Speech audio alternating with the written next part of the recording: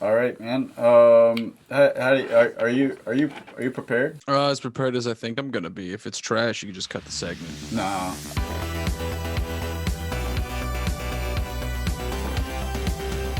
Hello. Hello. Tell the audience what you do besides what you're about to do. I don't normally do this. I'm a designer of basically any form of media you need designed, and that's what I do for money. Well, money. What do you do? What qualifications are you bringing to the table? I was on a film podcast for I don't know a couple years, and then they got disbanded, and I've never like stopped being really mean about movies and things. So I kind of just seemed like a pretty good segment for me to come in and tear down some things. There we go. And tear down, I want you to do. We All met right. we met Brandon when we did Never Go Back and I'm Gonna Kill Someone This Friday. His podcast had us on for interviews and to help promote the movie, and then he actually came down and hung out and did in-person interviews when he came down for a job in Florida. And so yeah, that gives everybody a little brief Yes. history of who Brandon is, how we know him, and why he's here. In an elevator pitch is kind of hard to pitch a movie that you don't like. So I guess I'll just jump right into it. So Vanilla Sky is based off of Open Your Eyes, which was a Spanish foreign film, and it also had Penelope Cruz in it, which is pretty dope. Her her titties do not get enough attention or accreditation, or they're nice. They're nice as hell. Anyway, so we open up and there's New York City. We see like stereotypical, like I would say drone shots, but it was shot in the early 2000s, so that's not a thing yet. We meet David, who's a rich ass trust fund kid. Basically, they should call it Vanilla Sky, or you need to tax rich people. So we hear the words "Open your eyes, open your eyes, open your eyes." You see Tom Cruise in bed. He goes and unplugs, like gets up, plucks a gray hair or whatever.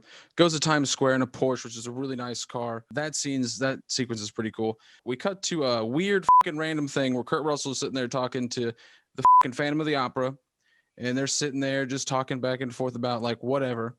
Doesn't really matter. Doesn't so far I'm not intrigued, and so far I don't care. Then we cut back to the real world where David's having a party for his birthday, and he's like walking around, being like, "Look at all my fancy shit," because I'm a rich guy. Look at all my fancy rich guy shit. And Brian Brody, as people know him from other things, Brody shows up and he's got Penelope Cruz with him. Her name is Sophia in this, but then there's some confusion on who's who. They have the party. You could tell they're kind of interested in one another. So then, I guess later that night, as far as the timeline is concerned, he goes back to Sophie's place. Oh, by the way, this whole time he's fucking this bitch named Julie, and Julie wasn't even invited to the party, even though he came in her mouth. They have a really interesting like back and forth. They're people from two different worlds, basically. I guess they don't have sex. It's not really that it's not implied between Sophie and David whether or not they have sex. So I'm just gonna say they didn't, because she seems like she's not that kind of girl. We're almost 45 minutes in the movie at this point. Julie is in a car and she's like, "David, you come with me, get in the car." So he gets in the car, they're driving, and she's freaking out because apparently they four times, and in somebody's mouth doesn't mean anything to David. I mean, why should it? There's no children involved. She goes crazy. They fight over the steering wheel. And then Julie dies in a car accident, and David is in a coma for 3 weeks. David wakes up from that coma, and he's kind of like, at this point, we're kind of confused on like what is dream, what is comatoseness. As far as a timeline, a congruent timeline of the actual events, David's disfigured, right? He gets out of the hospital. He has this weird dream sequence that has to deal with Sophia, and then he goes to a nightclub to meet up with Brody and Sophia, and he tries to hit on Sophia after, in his mind, thinking that night they had where they were like, were like there was tension, and then whatever. Then he got in the car accident, and so he's like pulling on that. Meanwhile, in his comatose state, he had like this almost not an entire relationship with Sophia, but he had a little bit more of an inkling of what's up with Sophia. Anyway, so they go to the bar. They're on the same side of the bar at one point, and then out of nowhere, like I don't know I don't know why this scene was like a weird Matrix scene, but then they're on the other end of the fucking bar club, and he's just sitting over here just taking shots with his fucking Phantom of the Opera mask with the bartender. It's on the house, man. It's on the house. Yeah. It's like that never happens in real life. No. At this point, Tom Cruise, aka David, is just out of his mind. Then I guess Brody and Sophia distance themselves from him bar wise, like I was saying earlier, and so he goes over there to like talk to them. I don't know how long the time has been since he's been doing like 30 shots with the bartender. It seems like it was the entire evening was spent over there. But he goes back over there. He face. He tries hitting on Sophia. Brian's like, Sophia's very uncomfortable. You can see she's visibly uncomfortable, which is kind of weird since the audience doesn't know that part of this movie. Anyway, he goes outside. They have some words. Sophia gets really uncomfortable. Brian steps in. Then Sophia runs home, which is kind of a weird transition. Brian has to go to his motorbike, I guess. It's up a street and around the corner or whatever. Anyway, long story short, David passes out in the gutter and wakes up the next morning with his Phantom of the Opera mask. He goes home, takes a bunch of pills, and kills himself. Then he's dead. But if you're rich, you really don't die. You just get cryogenically frozen. While he's dead, quote unquote, he's having like this whole relationship with Sophia that that never happened. He only met her like twice. One of those times he was completely out of his mind. Probably had to do with like mixing like, I don't know, medications with booze. Yeah, he took like 25 pills in that club. I didn't even think about that. Yeah, I did. He was just going for nothing it. Like prescription it's like his pills last name was and Trump alcohol. or something. Oh, by the way, David's afraid of heights, which makes no sense that he lives in a penthouse in New York City. Just saying. That apartment, there's no way that nice-ass apartment they lived in, like, wasn't on, like, upteenth floor. And he's a snowboarder. So that naturally brings you to mountains if you're going to go down. I didn't put that together. I was too busy trying to make sense of the scenes that I wasn't entertained by. I just want you to know you're welcome on this show anytime, man. Any time. Thank you. So Julie, for some reason, Julie, the girl that died in the car accident, we see glimpses of her throughout, like whether it was a coma or whatever. And Sophia, and so we get about like an hour and a half into this film, and finally something happens.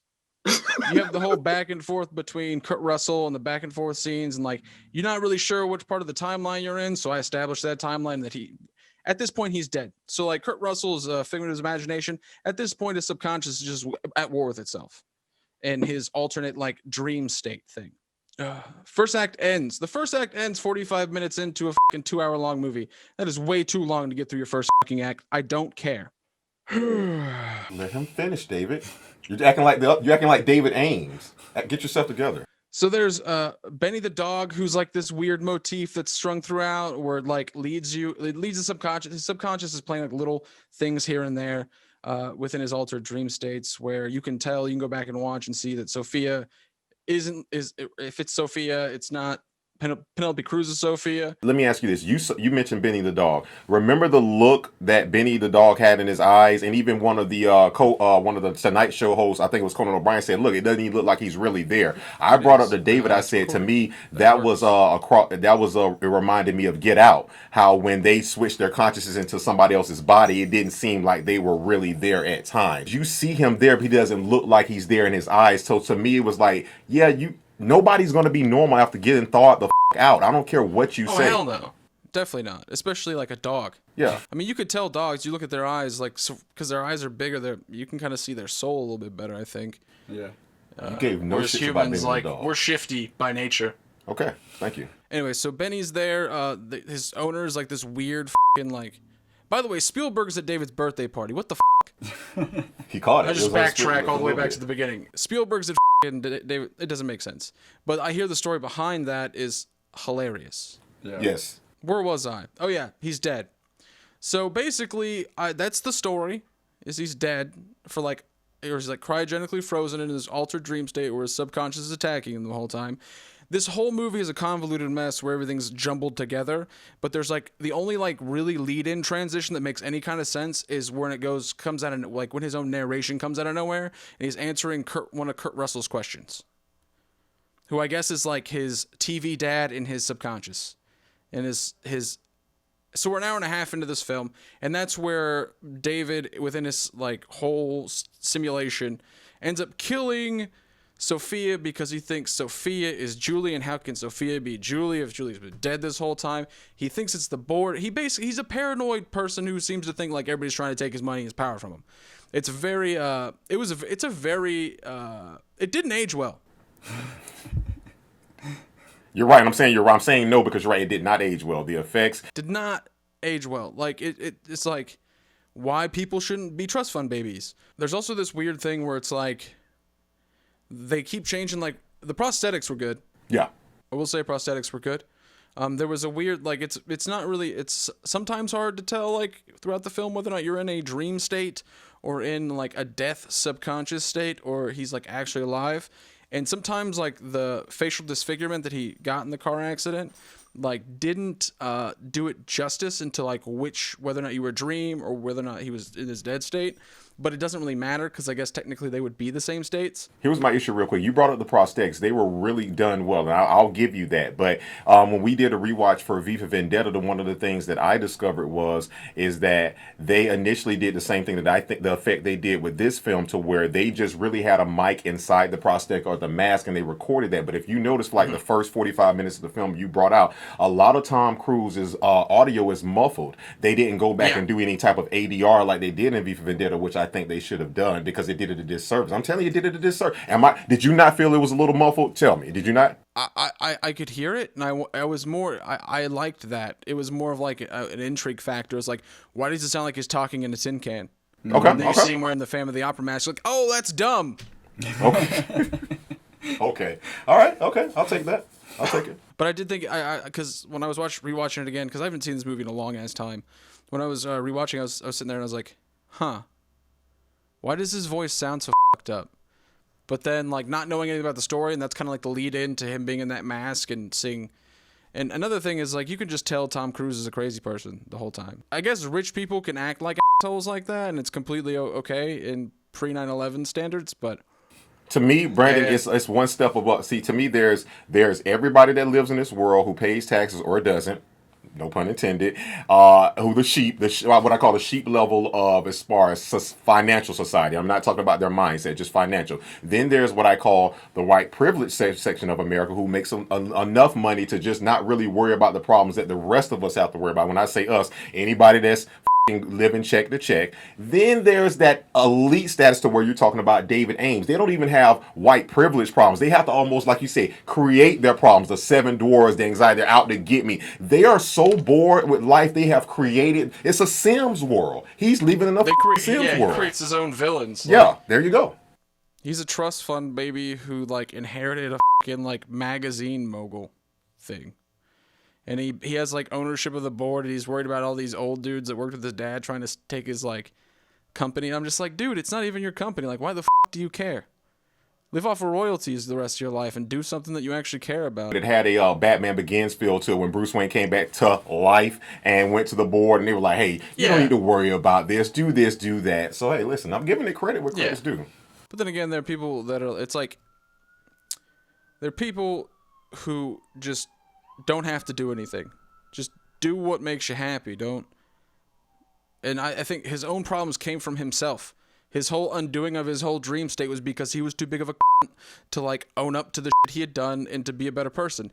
Not only is there no likable, Penelope Cruz's character is the only likable character in this whole film, and it's 2 hours long. How the am I gonna care about Tom Cruise? What about Brian? No, Jason Lee. Tell him the truth, Brandon. Brody's the every guy. Brody's Brody. He's the every guy. Not only that, but we don't even know if Brody's fucking real. Oh, Brody's real.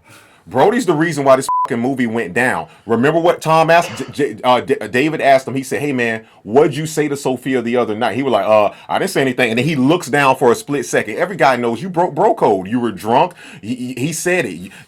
When we almost died, your life flashed before my eyes. He wanted to be David Ames in every way. And he was like, dude, the one thing I told you, I need this and I love, you still want it. So I'm coming to your point, Brandon, to where you said everything came from David Ames' problem. But I'm telling you, not only was Brody real, had Brody not said that shit to Sophia, she doesn't drive him off of that cliff because she doesn't know she's just a buddy. That's what sent her over the edge.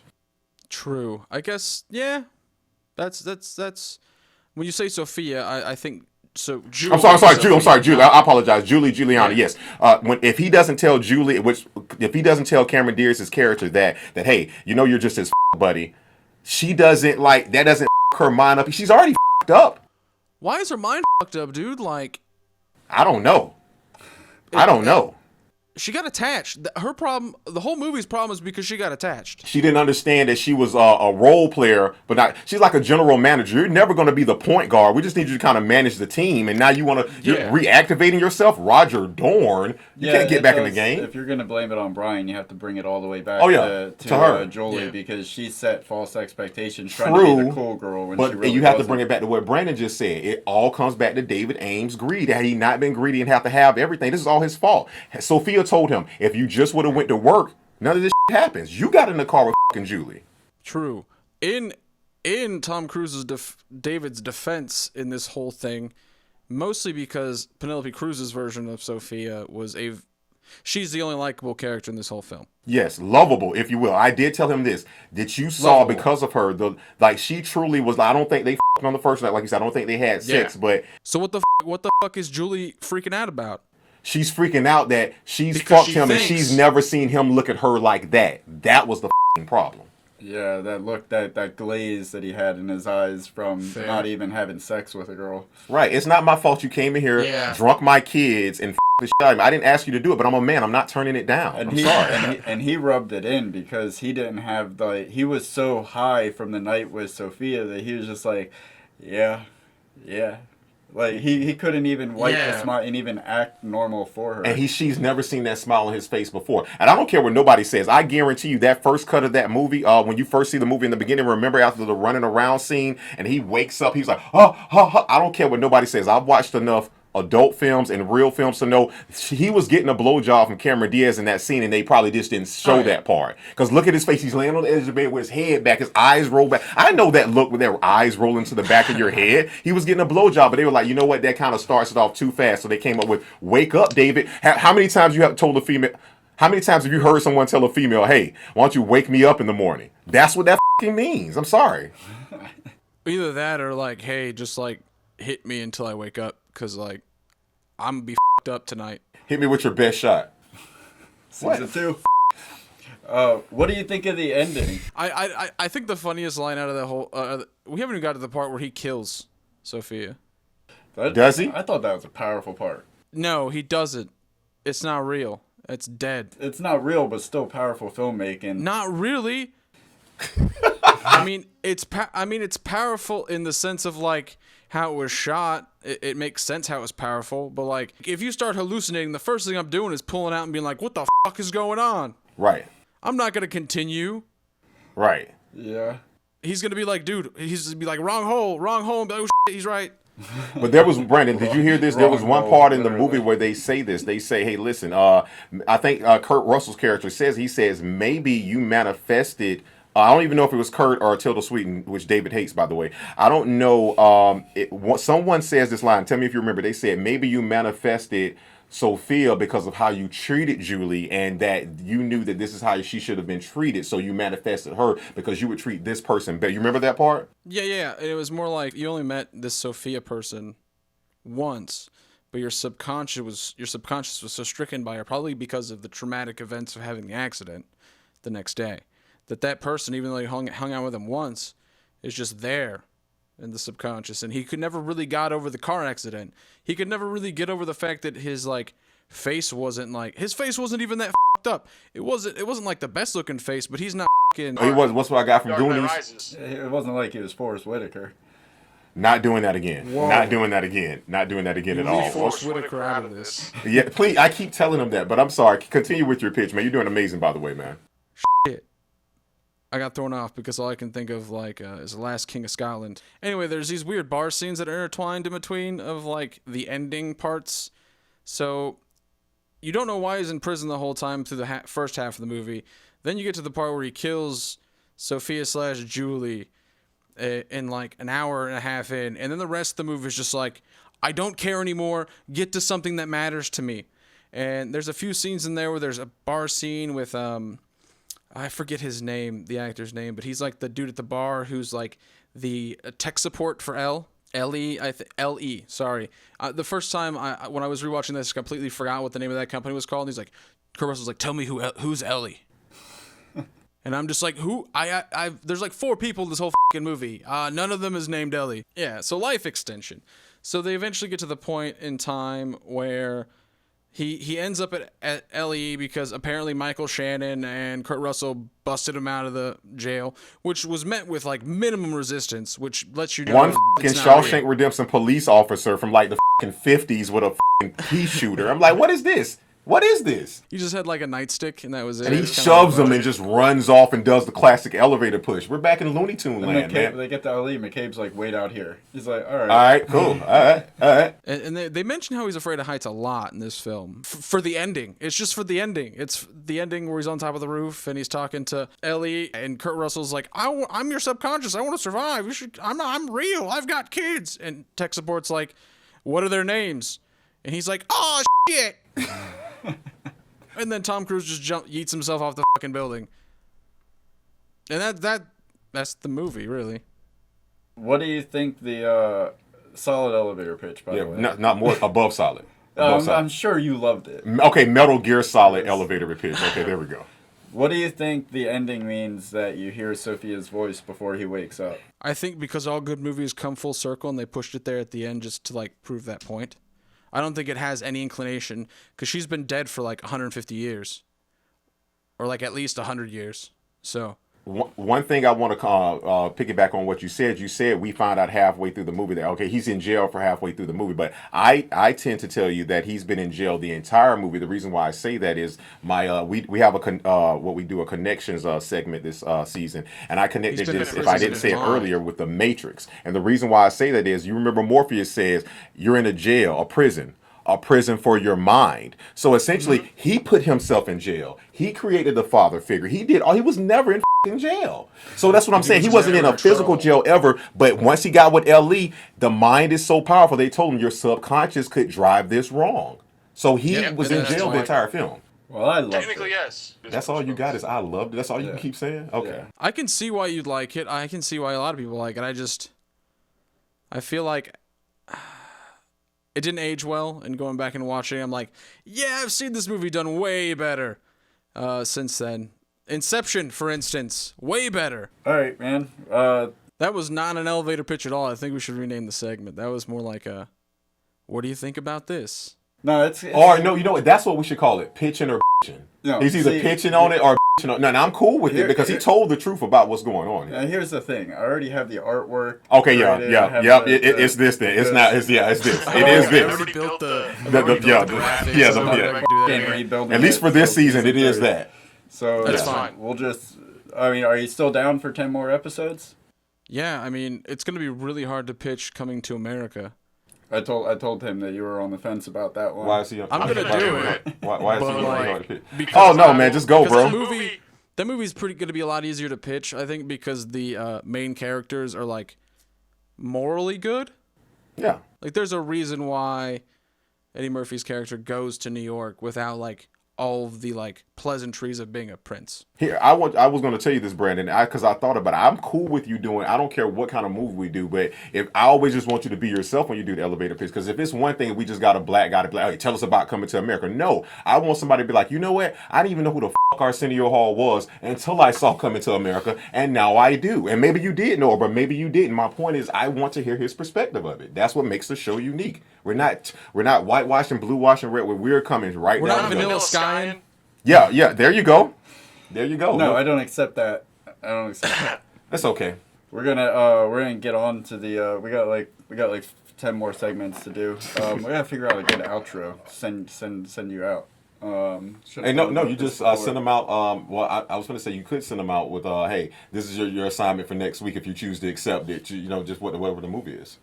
No, because that's making it. No, he's definitely gonna be here next week. Okay. This is a commitment. Yeah. Okay, so Don't Mission Impossible me. Yeah. Should you? Alexa. What's happening over here? Why is Alexa talking? because I think I don't know. That's weird. Go ahead. I definitely still hear it. Oh, I do too. All right, let's get out. How do we get out of this? I told you. End it. Yeah. All right. I'll do it. 3, 2. Hey, Brandon, listen, man. Thank you so much. Listen, we got 10 more episodes to do. Killer fucking elevator pitch for this film, man. Listen, keep being who you are. Go back on the road. He's our traveling. He's going. Hey, listen. He's going where you don't want to go, deep into these films. So, hey, Brandon, thanks, man. No problem. I'll see y'all next week.